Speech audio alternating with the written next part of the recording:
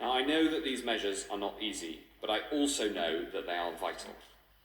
Mr. Speaker, responding to this unprecedented pandemic requires difficult choices, some of the most difficult choices any government has had to make in peacetime. We make these decisions with a heavy heart, with the sole aim of steering our nation through troubled waters.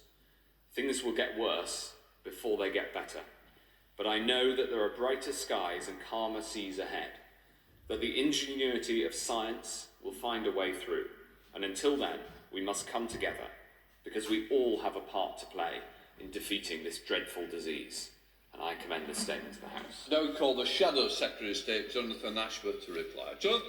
I'm grateful, Mr. Speaker, and I thank the Secretary of State for advance sight of his statement. Given what we know about rising prevalence of the virus, given what we know about rising admissions to critical care, I totally understand why he has had to make difficult decisions today on Tier 2 for London and other areas, including Erewash and Essex and Barrow and Chesterfield and so on.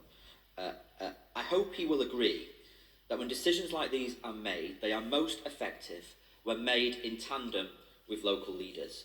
And on that point, can he just update us? What is the current position with respect to Greater Manchester and Lancashire? And should we anticipate further announcements on that front later today? But also, while I don't quibble or object to the public health interventions he is making, I am afraid they are still not backed up with the financial package that is needed to mitigate their impact on jobs and livelihoods. More people will fall into poverty and destitution. Families across, for example, Bury and Bolton, small businesses across Burnley and Hyndburn or London have been failed by the Chancellor.